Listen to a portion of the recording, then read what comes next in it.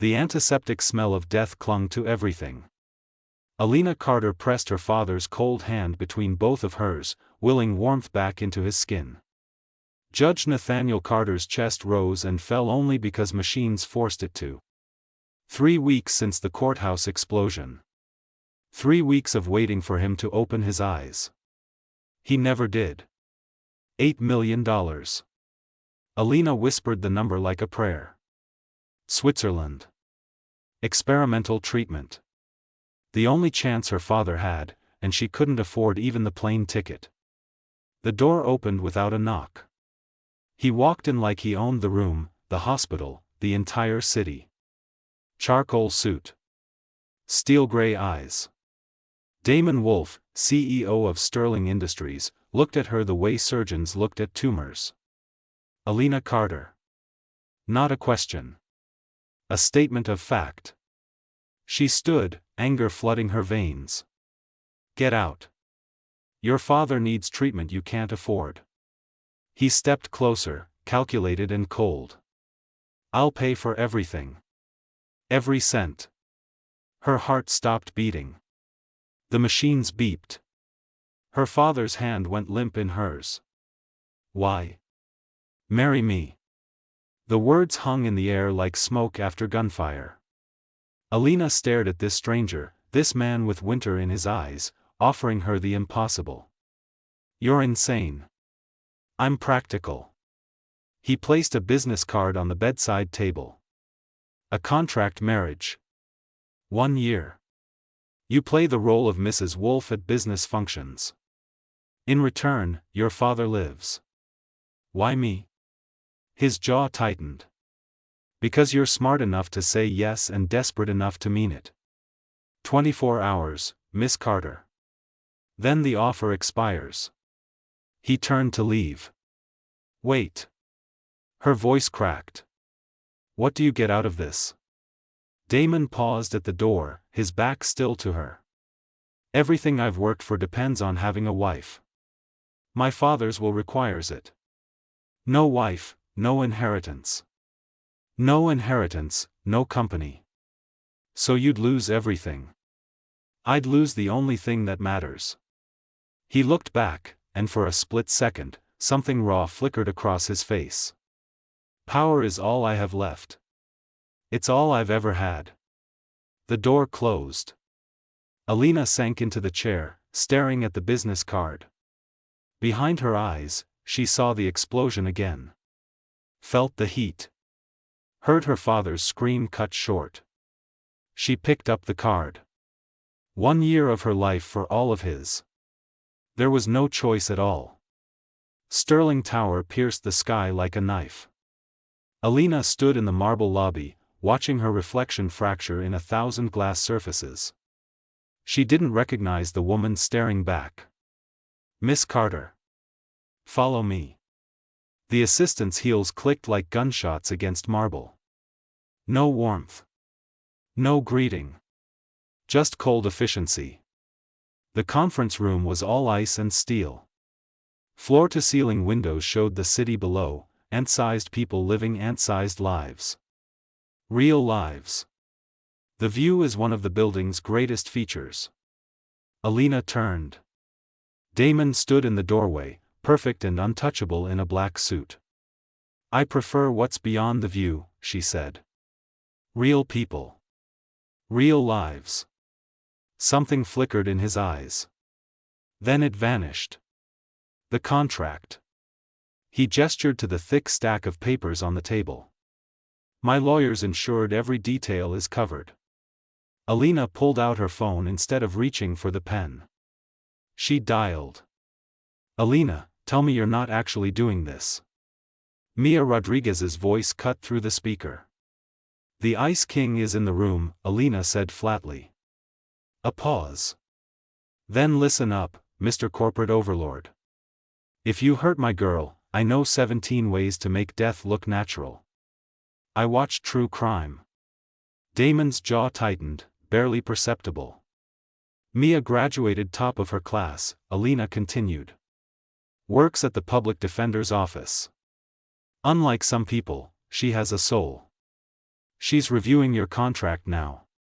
Amendments incoming, Mia announced. Check your email, Ice King. Damon's phone buzzed. His expression darkened as he read. Separate bedrooms. He looked up, cold fire in his eyes. Personal allowance. Access to all financial records. Alina stepped closer. I'm not your property. I'm your wife, temporarily. That means I have rights. This is a business arrangement. Then let's arrange it properly. The air between them crackled. Damon's fingers drummed once against the table. Then he pulled out a pen. Fine. Sign. Alina read every line, every clause, every escape route. Then she signed. Her hand shook only once. 3 days later, they stood in a courthouse office. No guests. No flowers. No love. Do you take this woman? Damon's voice was empty. I do. Do you take this man? Alina looked at the stranger beside her, at the ring on her finger that cost more than most people's homes, at the future she'd sold. I do. You may kiss the bride. Damon turned to her. His hand cupped her jaw, cold fingers against warm skin. He leaned in slowly, giving her time to pull away. She didn't. The kiss was brief, clinical, a stamp on a contract. But when he pulled back, his eyes held something new. Something dangerous. Welcome to the family, Mrs. Wolf. That night, Alina stood in the master suite of his penthouse. Glass walls showed the city blazing with light. The bedroom was massive, impersonal, perfect. A door connected to an adjoining suite. Damon's room. She heard him moving on the other side. Heard the shower start. Heard the water stop. The connecting door opened.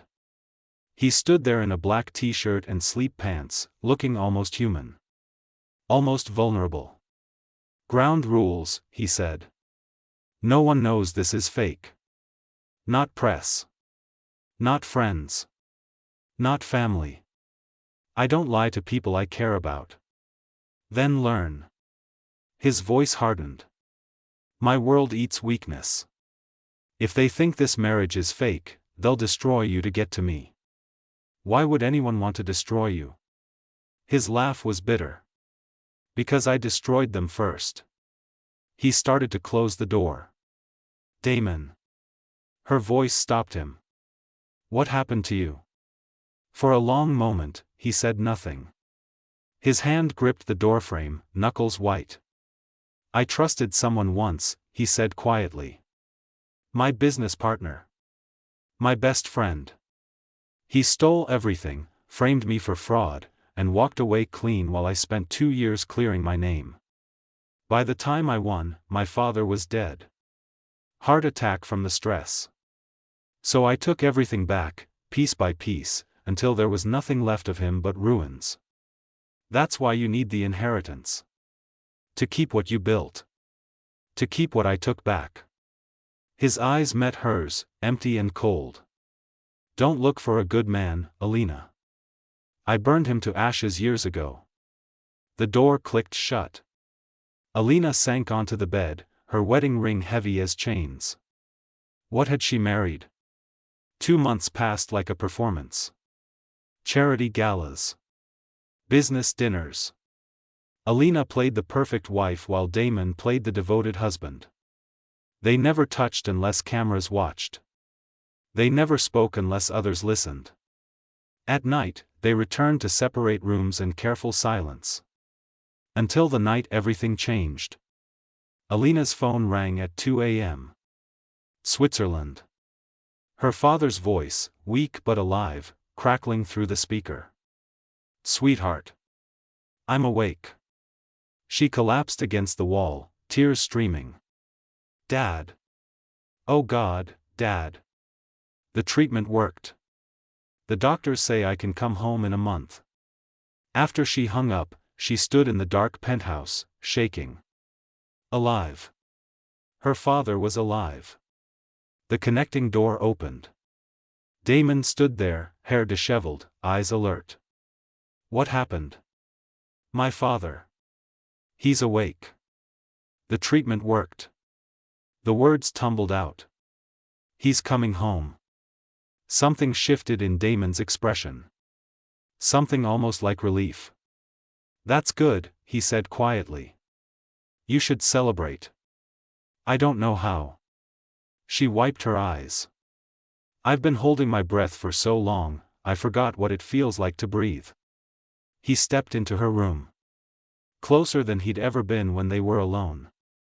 Then breathe, he said. You earned it. Their eyes met. The air changed, charged with something neither could name. Thank you, she whispered. For giving me this. For saving him. You're paying the price. Maybe. But right now, it feels worth it. Damon's hand lifted, hesitated, then gently touched her cheek. His thumb brushed away a tear. You're stronger than you think, he said. Stronger than anyone I've ever known. You don't know me. I'm starting to. He leaned in. This time, there were no cameras. No contracts. No lies. Just two broken people standing too close in the dark. The kiss was soft, tentative, real. Alina's breath caught. Damon's hand slid into her hair, pulling her closer. When they broke apart, his forehead rested against hers. This is a mistake, he whispered. I know. We should stop. We should. Neither of them moved. The next morning, Alina woke alone. A note sat on the nightstand. Business trip. Tokyo. Back in a week. He'd run.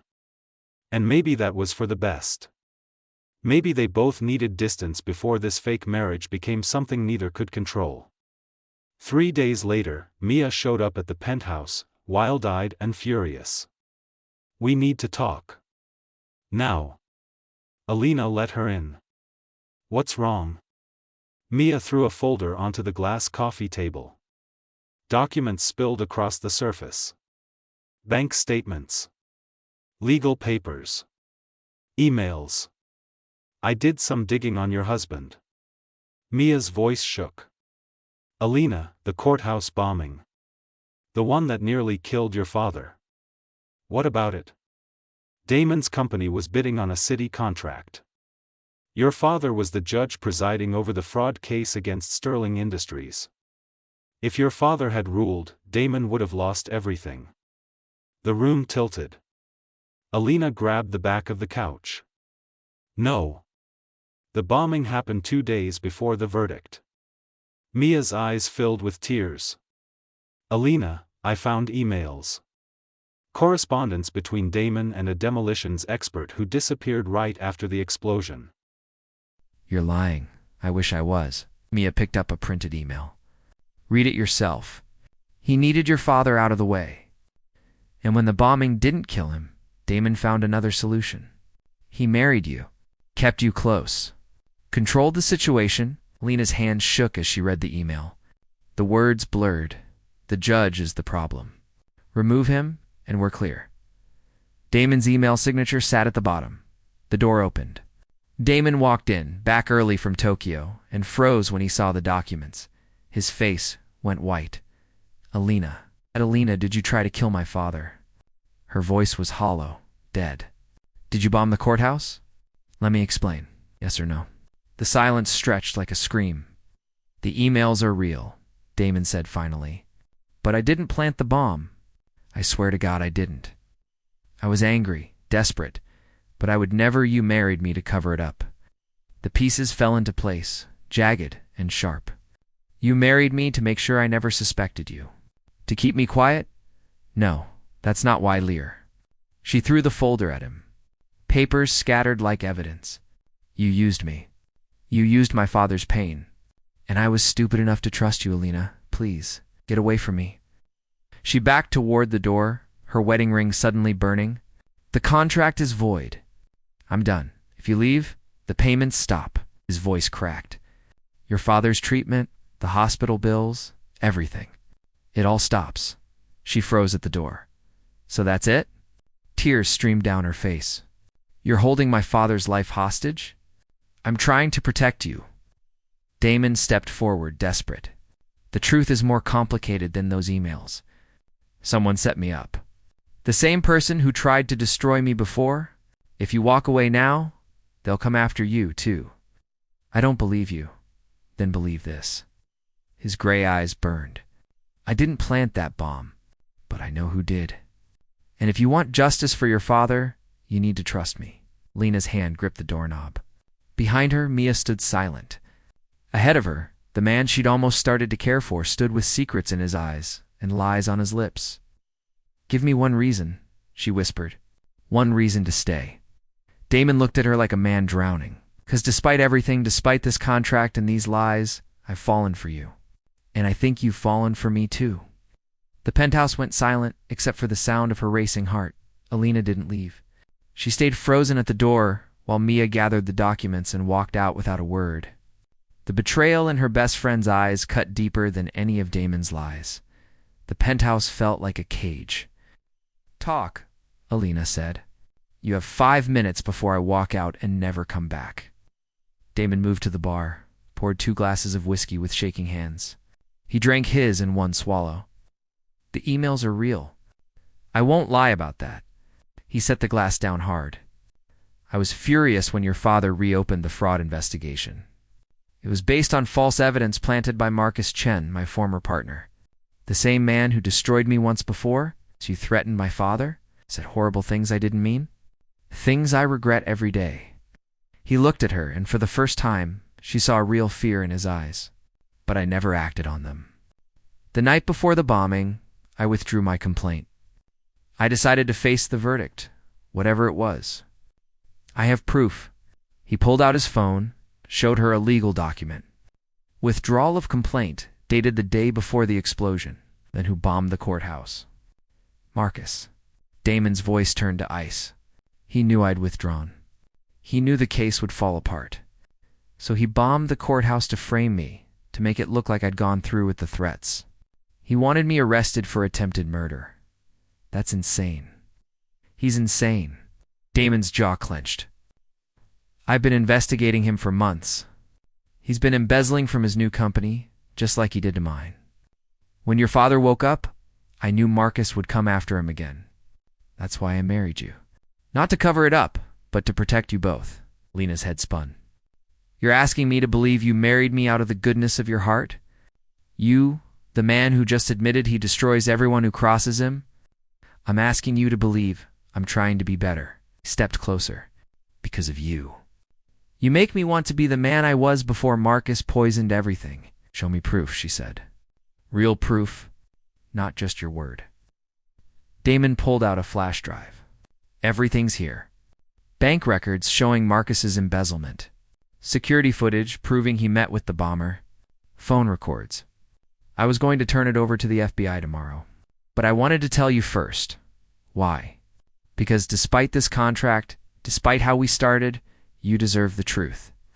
His hand reached for hers, stopped halfway.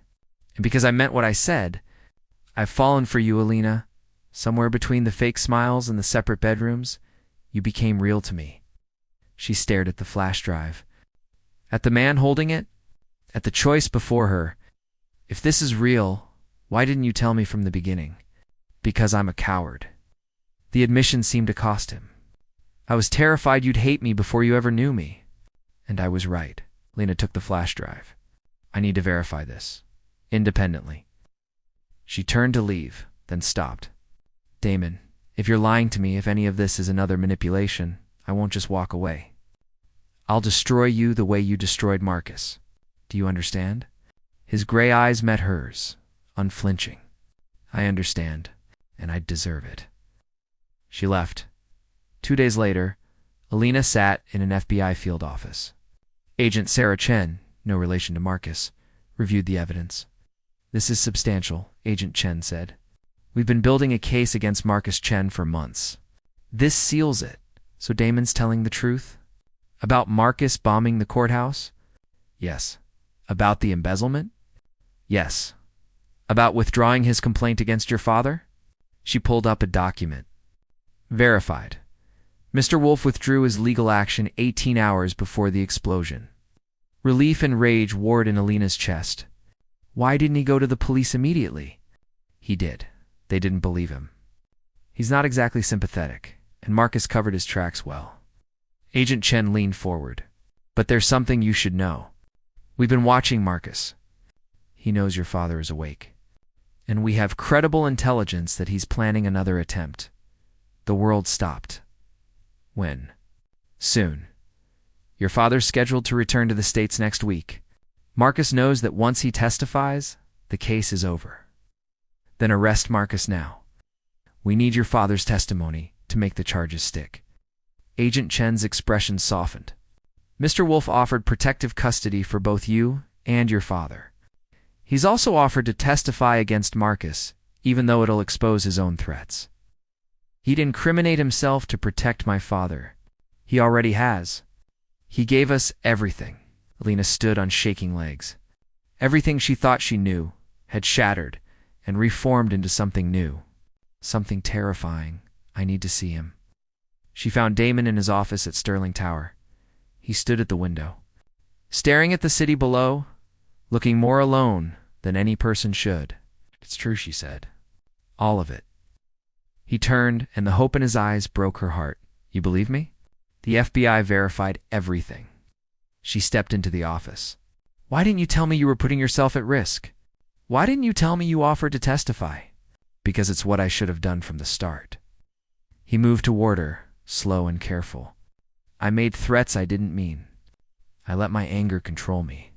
People got hurt because I was too focused on revenge to see what mattered. My father, you. He stopped inches away. I met you that day in the hospital, and I saw what love looks like. Real love. The kind that sacrifices everything. And I wanted that. I wanted to be worthy of that. Tears slipped down Alina's cheeks. You really did fall for me. Somewhere between the contract and the lies. Yes. His hand lifted, cupped her face gently. I fell completely. I'll spend the rest of my life proving I'm worth the risk. She kissed him. Not for cameras. Not for show. But because this broken, complicated man had become hers, and she'd become his, and nothing about it was simple or easy or safe. But it was real when they broke apart. Damon's phone buzzed. He looked at the screen and went pale. What? It's Agent Chen. Marcus isn't waiting. He's at the hospital in Switzerland. Damon's voice shook. He's going after your father now. The private jet cut through darkness. Alina gripped the armrest, watching Switzerland rise through the clouds. Damon sat across from her, phone pressed to his ear, coordinating with Agent Chen. Swiss police are surrounding the hospital, he said, hanging up. But Marcus is inside. He has a gun. My father is alive. For now. Damon reached across, took her hand. We'll get there in time. But his voice held doubt. They landed in chaos. Police lights, sirens. Damon's hand never left hers as they raced to the hospital. Agent Chen met them at the entrance. Marcus has barricaded himself in your father's room, she said. He's demanding to speak with you, Mr. Wolf. No. Alina gripped Damon's arm. It's a trap. It's the only way to save your father. Damon looked. At her, and in his eyes, she saw his choice already made. I got you into this. Let me get you out, Damon, please. He kissed her forehead. I love you. Remember that. Before she could stop him, he walked toward the hospital entrance. Agent Chen held her back. Let me go, Alina screamed. He's wired. We'll hear everything. If Marcus makes a move, we go in. Through the glass doors, Alina watched Damon disappear into the elevator, in her earpiece. His voice came through, steady and calm. Marcus, I'm here. A pause. Then Marcus's voice sharp with madness. The great Damon Wolf, come to save the day. Let Judge Carter go. This is between us. Everything is between us, Marcus screamed. You took my company, my reputation, my life. Now I take yours. I didn't take anything. You stole from me first. I took what I deserved, what we built together. But you couldn't let it go. You had to destroy me. Through the wire, Alina heard her father's voice, weak but alive. Son, put down the gun. I'm not your son. Marcus's voice cracked. I'm nobody's son. Nobody's partner. Nobody's friend. Damon made sure of that. I made sure justice was served, Damon said. You embezzled millions. You framed me for fraud. You bombed a courthouse. Those were your choices, and this is mine. A gunshot exploded through the earpiece. Alina screamed. Agent Chen shouted orders. SWAT teams poured into the building's silence. Then Damon's voice strained with pain. Lena, if you're listening, I'm sorry for everything. But I'd do it all again for you. He's been shot. Agent Chen ran toward the entrance. Go, go, go. Alina ran faster than the agents, faster than fear, taking stairs 3 at a time. She burst into her father's room to find Marcus on the floor, disarmed and cuffed. Her father sat up in bed, shaken but alive, and Damon. He leaned against the wall, blood spreading across his shoulder, a bullet hole torn through his perfect suit. You idiot. She dropped to her knees beside him. You beautiful, stupid idiot. Got him talking. Damon's smile was weak. Full confession. The wire caught everything. You took a bullet. Just a shoulder wound. I've had worse. His hand found hers, squeezed. Your father's safe. That's all that matters. You matter, you absolute fool. He laughed, then winced. That's new. You caring whether I live or die. I love you. The words came out fierce, desperate. Don't you dare die on me, Damon Wolf. Wasn't planning on it, Mrs. Wolf. His eyes closed. Still have 10 months on that contract. Paramedics pushed in, but Alina didn't let go of his hand. 1 year later, they stood in the same courthouse where they'd first married. But this time, the room was full. Mia stood as maid of honor. Alina's father walked her down the aisle, healthy and whole. Damon waited at the altar in the same charcoal suit, now without the bullet hole. His gray eyes held warmth instead of winter. We're already married, Alina whispered when she reached him. Contract expired last month, he smiled. This time, I want it to be real. It was always real. The judge, not her father, but a colleague, cleared his throat. Do you take this woman? Damon's voice was clear, certain, true. I do, forever. Do you take this man? Alina looked at the man she'd married for money and stayed with for love. At the scars they'd both earned. At the future they'd fought for. I do. Always. Then by the power vested in me, I now pronounce you husband and wife. Again, the kiss was nothing like their first. This one tasted like truth and second chances. Like two broken people who'd found a way to be whole. When they pulled apart, Damon whispered against her lips, Thank you for saving me. Saved yourself. She touched his face. I just reminded you who you could be. Outside the courthouse, on the steps where everything had started with an explosion, they stood in sunlight. No more contracts, no more lies. Just to people who'd gone through fire and come out transformed. Mia hugged Alina tight. I still don't fully trust him, but I trust you, and I trust what you've built together. It's enough, Alina said. Her father shook Damon's hand. Take care of my daughter, or I'll spend every day earning the right to. Damon's voice was steady, starting with this. He pulled out an envelope, handed it to Judge Carter. What's this? Deed to a community center? In your name? For victims of violence? Damon met his eyes. I can't undo the past, but I can try to build a better future. Judge Carter's eyes filled with tears. He pulled Damon into an embrace. Welcome to the family, son. As they drove away from the courthouse, Alina leaned her head on Damon's shoulder. What now? She asked. Now. He kissed her hair. We live. Really live. No more running. No more hiding. It's just us. Building something real. I like the sound of that. So do I, Mrs. Wolf. She smiled. That's really my name now. For better or worse, it's been both, and it'll be both again. He pulled her closer. But we'll face it together. Through the car window, the city blazed with light. Somewhere in those streets, there were other broken people searching for second chances, other contracts waiting to be signed, other lives about to change. but for Alina and Damon, the only contract that mattered was the one written in their hearts, the one that said love could rise from ashes. Two wounded souls could heal each other. Sometimes the best things came from the worst beginnings. As they disappeared into the city lights, the courthouse stood behind them, no longer a place of fear and pain, but a reminder that even in destruction, something beautiful could be born. And in the end, that was enough. The end.